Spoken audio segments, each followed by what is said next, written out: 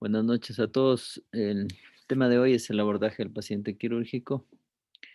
Como sabemos, el manejo de los trastornos quirúrgicos requiere no solo de la aplicación de habilidades técnicas y de la capacitación en todo lo que es la parte de la medicina básica, aplicados a los problemas propios del diagnóstico y tratamiento, sino también requiere de muchas otras destrezas para manejar, en primer lugar, para realizar bien un diagnóstico y luego para manejar bien el paciente.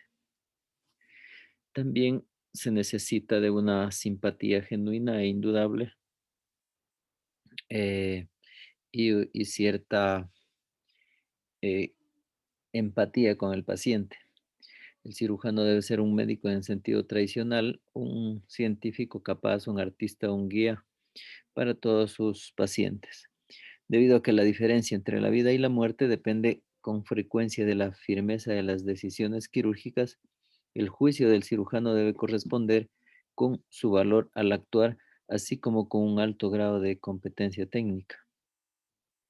Es por ello que debemos manejar bien lo que es la historia clínica, ¿no es cierto? Una buena anamnesis y un buen examen físico ya nos brinda un 80-90% de diagnóstico de cualquier patología quirúrgica. Desde el primer contacto, el cirujano debe ganar la confianza del paciente y transmitir la seguridad de que la ayuda existe, de que está disponible y será proporcionada de forma expedita. El cirujano debe mostrar interés por el paciente como una persona que requiere asistencia y que no es tan solo un caso a procesar. Esto no siempre es fácil de realizar y no existen reglas de conducta, excepto las de ser amable y considerado. La mayoría de los pacientes necesita confiar y relacionarse con sus médicos, así como responder con gratitud a la persona que muestra simpatía y comprensión por ellos. Algunos cirujanos son capaces de establecer una relación de confianza desde las primeras palabras de presentación, mientras que otros lo consiguen por medio de cuidadosos y elegantes modales adquiridos con la práctica clínica.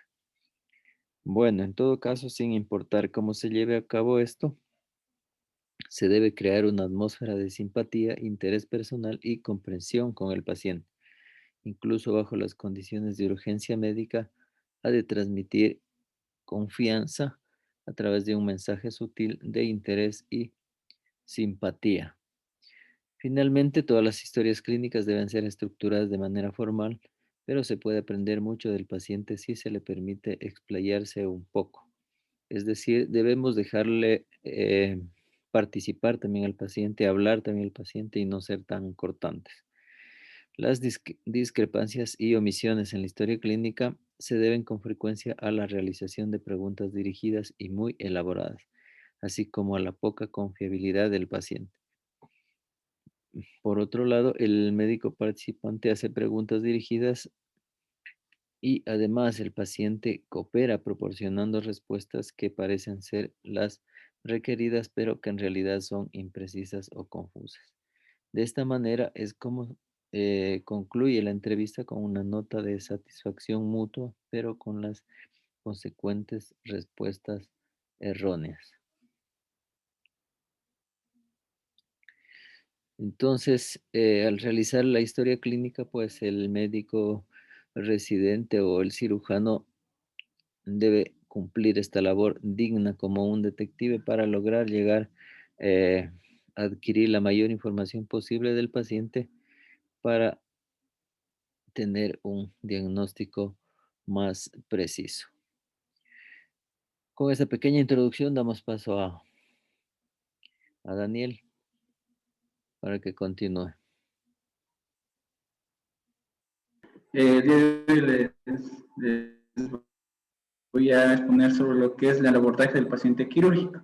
Ya, el manejo de lo que es el paciente quirúrgico requiere, como decía el doctor, más de lo que son habilidades técnicas, también lo que requiere una forma de expresarse de una forma adecuada con lo que es el paciente, con la finalidad de obtener lo que es la información adecuada que lleva al médico o al cirujano a obtener una ayuda en lo que es la una forma de tener un diagnóstico más preciso, conocer al paciente, ganarse la confianza del mismo y asimismo tomar con mayor firmeza lo que son las decisiones quirúrgicas, ya que en este paciente vale muchísimo lo que es el juicio del cirujano para poder lo que es tratar al mismo.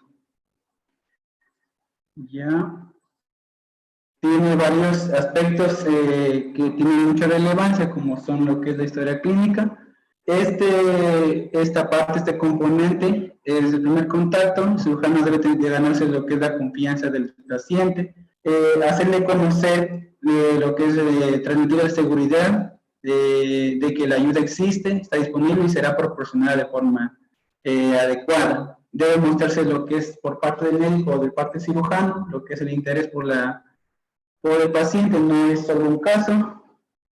Esto no es siempre fácil de realizar y no existe lo que son reglas de conducta, excepto las que ser amable y considerado y prestar lo que es la debida atención en lo que es el paciente. Se necesita tener una confianza y relacionarse con los médicos por parte de los pacientes, así como responder con gratitud a la persona que muestra simpatía y comprensión por ellos. Las historias clínicas en lo que es este paciente deben ser estructuradas de manera formal, pero se puede aprender mucho al paciente si se le permite expresarse un poco. Discrepancias y omisiones de la historia clínica se deben con frecuencia a la realización de preguntas dirigidas y muy elaboradas, así como la poca confiabilidad del paciente. Ya, lo que es la elaboración de la historia clínica, en este proceso no se rige por no hay lugar para las ideas preconcebidas, los juicios repentinos y las conclusiones apresuradas. Debe ser que un paso para lo que es el diagnóstico del paciente debe ser hecho con calma, con tal de no omitir cualquier dato importante sobre el paciente que llegue al diagnóstico.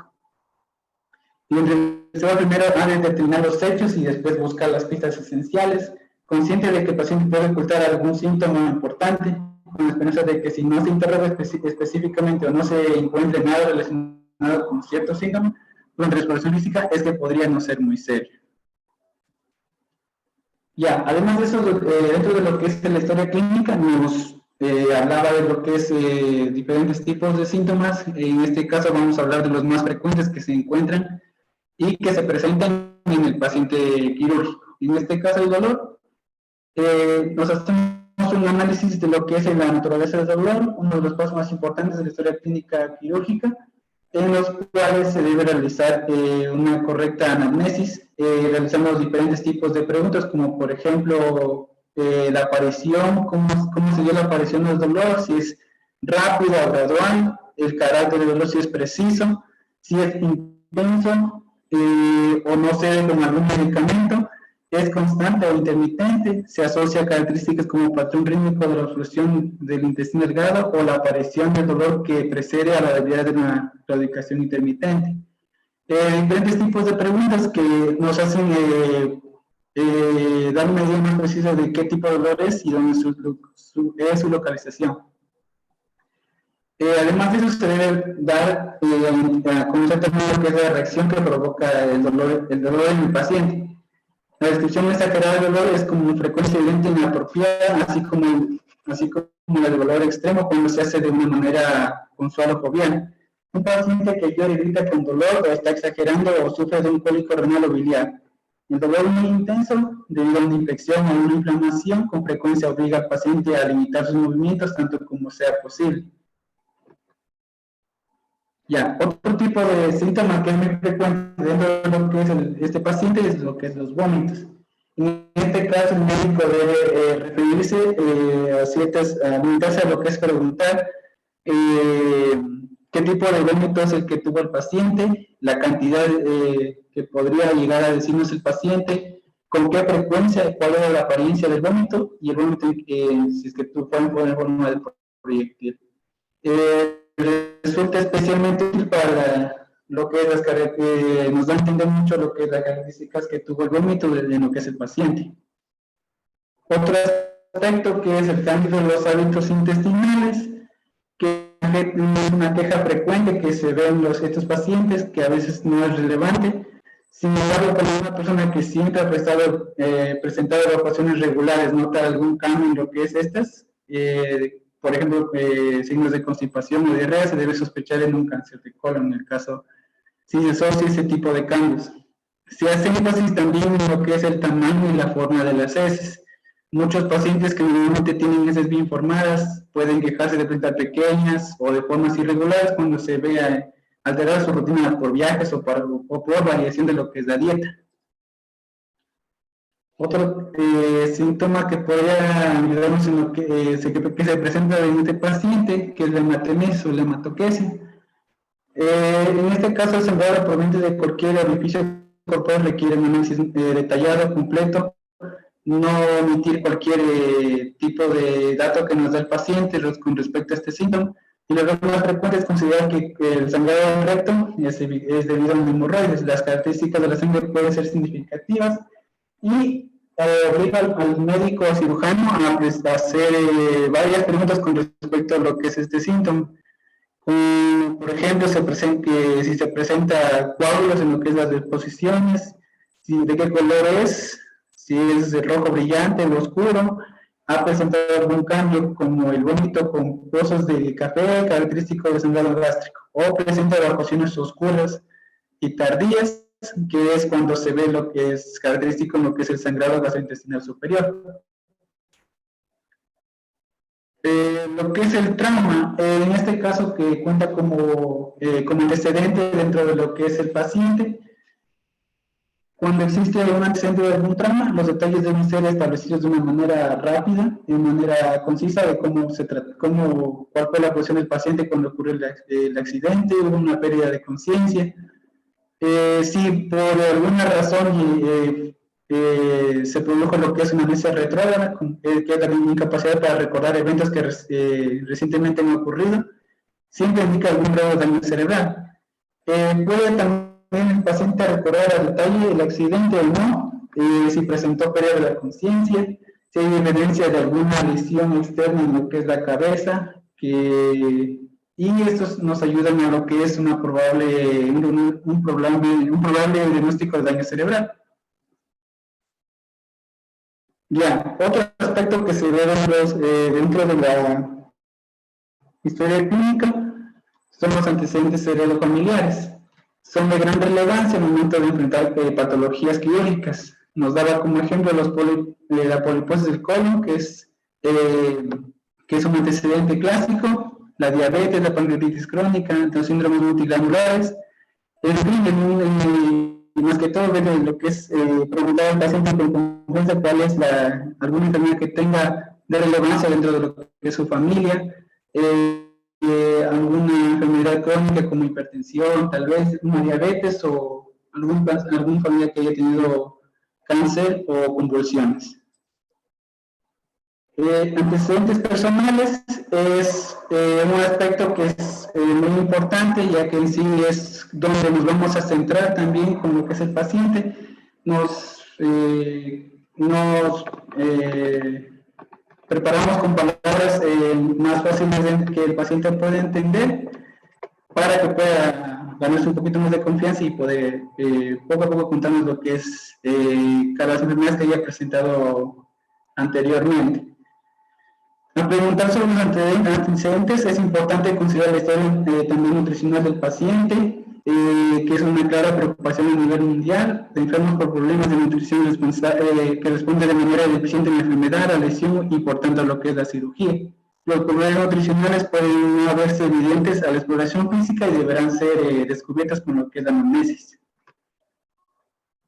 Ya, en lo que es otro paso en lo que es la historia clínica de la exploración física, la evaluación integral del paciente quirúrgico incluye lo que es este paso, especialmente como lo que es en la mayoría de pacientes para lo que es el pase a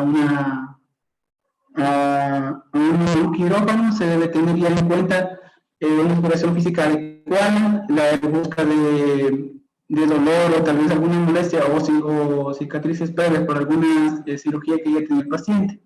Se deben tener todos los detalles los exámenes y las pruebas de laboratorio pueden ser mínimos. Resulta una mala práctica insistir en pruebas innecesarias, así como emitir procedimientos que puedan contribuir a lo que es el diagnóstico. En lo que es los procedimientos dolorosos, no deberían indicarse a menos que exista una oportunidad razonable con la cual obtendremos una información importante del paciente. Lo que es la exploración física electiva se debe realizar de manera ordenada y detallada. Uno debe adquirir un hábito para efectuar lo que es la exploración completa, sin omitir lo que es el más mínimo detalle. Una regla útil es la primera observación, es fijarse en lo que es la parte externa del paciente, su estado físico general, y posteriormente una inspección cuidadosa de las manos, ya que nos puede ayudar en lo que es un diagnóstico acertable, ya que muchas afecciones sistémicas se manifiestan en las manos. Nos daban de ejemplo lo que es la cirrosis hepática, el hipotiroidismo, la enfermedad renal, una insuficiencia pulmonar, una enfermedad cardíaca, unos trastornos lo que es nutricionales.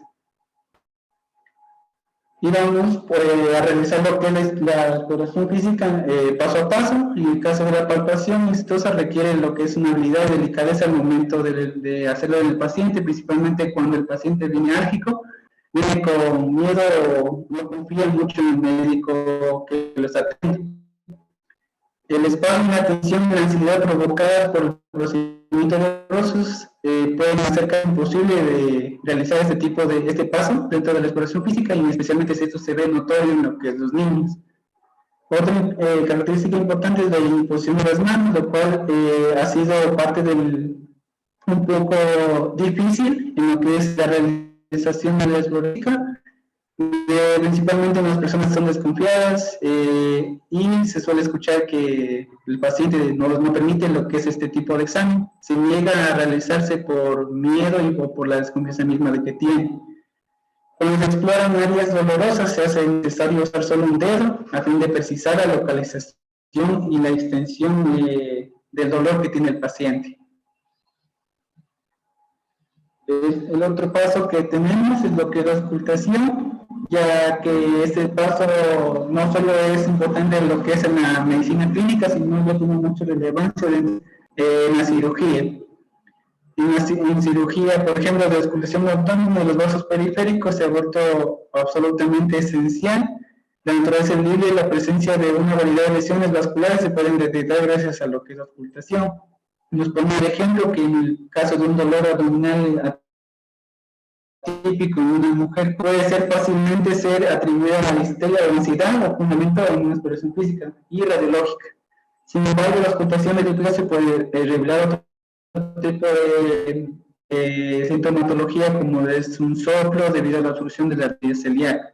Nos ponía como ejemplo y nos destacaba la importancia que es la auscultación en estos casos.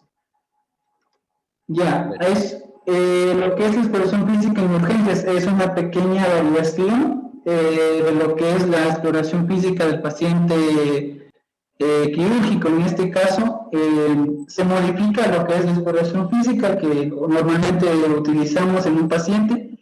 En este caso, la historia clínica se debe limitar a muy mínimas preguntas con tal de ganar tiempo en lo que es el paciente crítico. Se debe hacer en el paciente, las preguntas se debe hacer en el paciente ya una vez estabilizado, una vez que esté consciente y no hay otros informantes, o en el caso de que no hay informantes. Aunque los detalles de un accidente o lesión pueden ser muy útiles dentro de lo que es la valoración del paciente, deben dejarse para una evaluación posterior.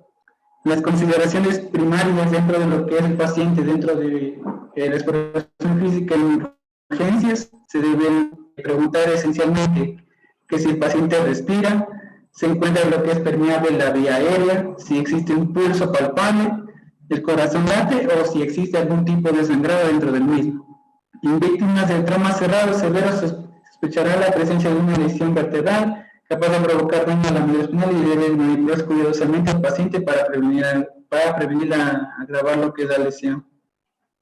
En el caso de existir lesiones que son capaces de poner en riesgo la vida, han de tratarlos principalmente previo a lo que es una realización física limitada. en lo que es, principalmente nos daba ejemplos, que son las heridas penetrantes al corazón, al tórax, que se encuentran abiertas o que son perforantes, las lesiones masivas dentro de lo que es de la caja torácica, el sangrado externo o algún tipo de trauma que se deba tener presente. Es más importante lo que es el tratamiento de este tipo de lesiones para luego realizar algún tipo de pregunta o algún tipo de exploración física. En la mayoría de las urgencias, sin embargo, una vez se ha establecido que la vía es permeable y que existe latido cardíaco y no existe hemorragia externa masiva, se debe efectuar una rápida exploración de revisión.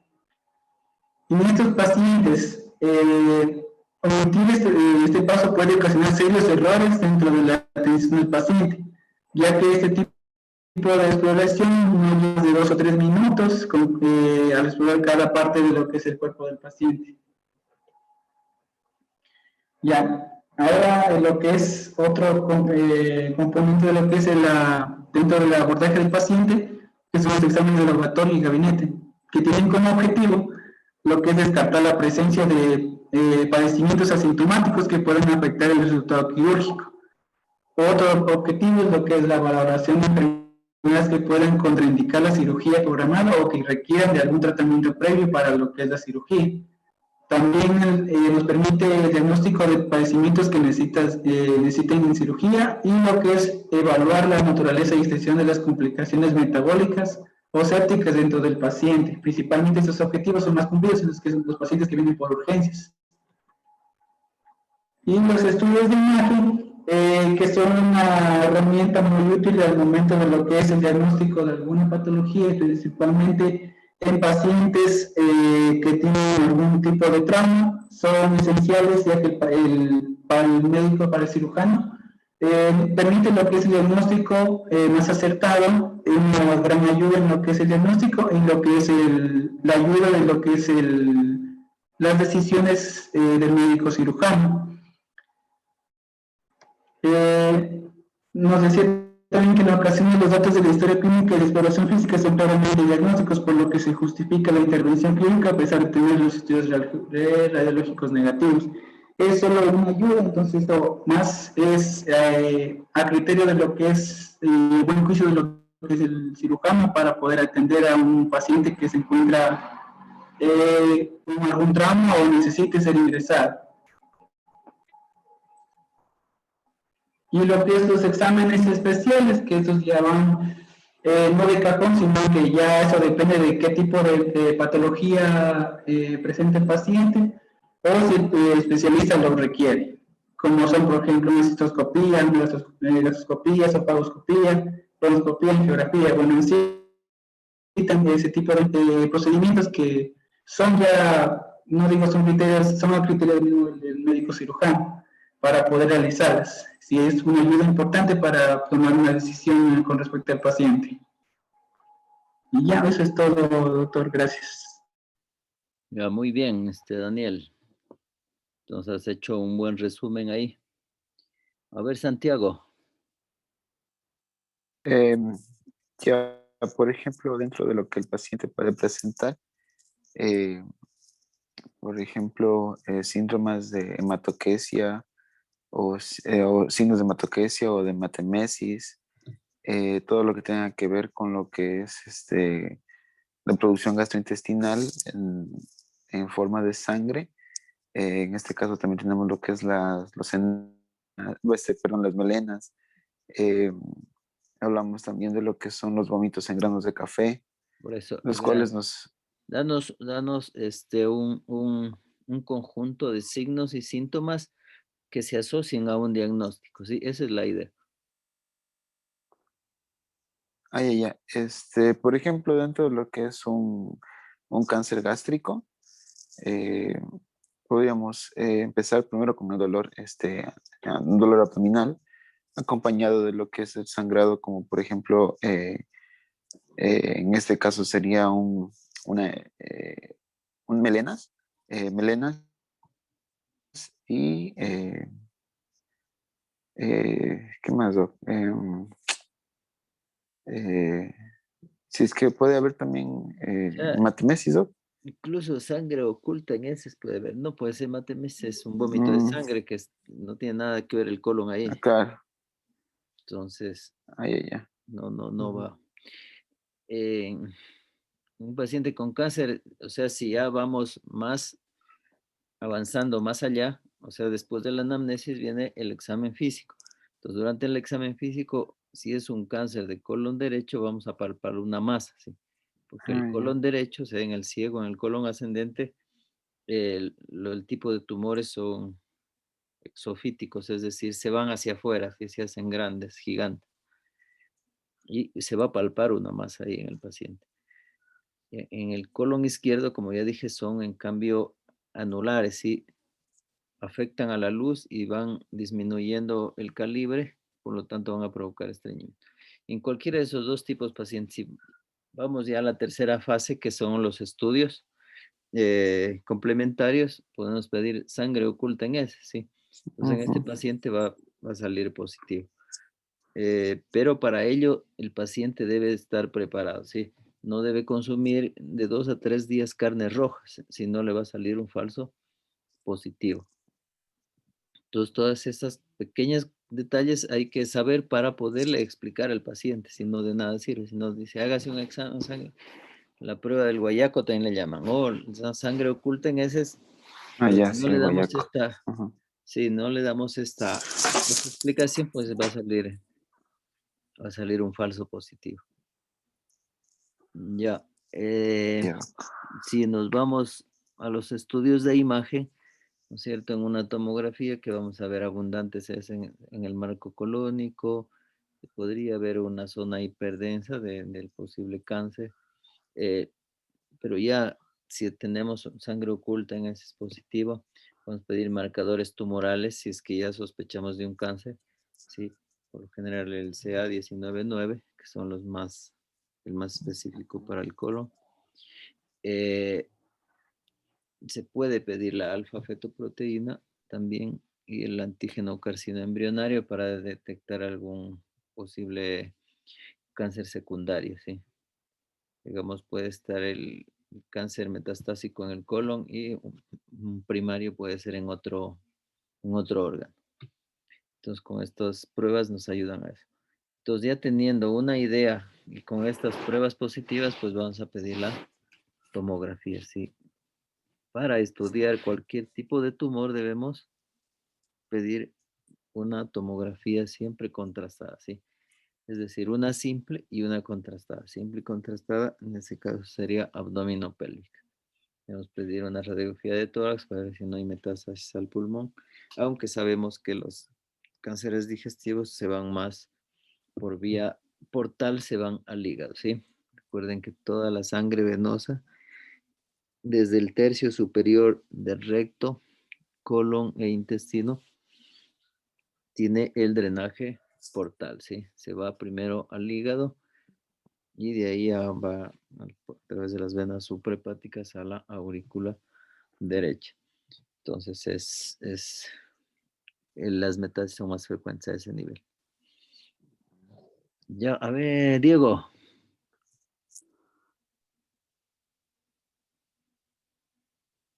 Ana Carla, no llega todavía. José, Manuel. ¿Cómo está, Aquí Doc? estoy, Buenas Doc. noches. Dígame. A ver, Anita. No, a nosotros no nos tome porque recién llegamos.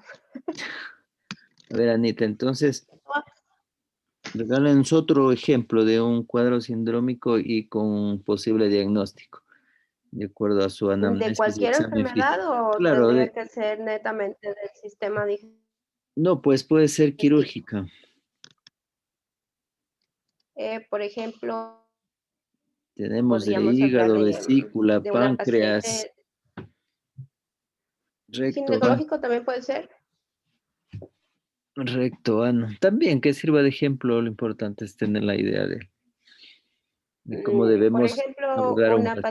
paciente posmenopáusica de unos 60 años más o menos de edad, que llegue a nuestra consulta y que nos diga que presenta sangrado genital abundante, que su menopausia ya haya sido más o menos hace 10 años atrás, que también puede ser dolor, resequedad vaginal, y nosotros solamente con con esos síntomas, con la historia clínica de la paciente, saber la edad, los antecedentes de la menopausia, de cuántos hijos ha tenido y todo eso, o sea, que se ha cuidado con algún método anticonceptivo hormonal durante su juventud, podríamos más o menos ya orientarnos en que podría ser un CA bueno, podría ser de cuello o de endometrio también, pero más o menos ya nos podría orientar. Ya, muy bien el ejemplo. ¿Quién más estaba? José Manuel. ¿Cómo está, Doc? Dígame. Buenas noches. A ver, otro ejemplo de de signos, de un conjunto de signos y síntomas y que nos puedan llevar a un diagnóstico.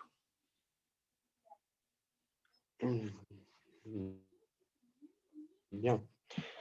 Bueno, ponemos en caso de un paciente que tenga un proceso infeccioso apenicular o está inflamado el apéndice, valoraríamos que hay signos de peritonismo. También podríamos decir en la auscultación que los ritos hidrarios estarían disminuidos. También el paciente presentaría fiebre, el examen de laboratorio. Si tu paciente tiene 90 años.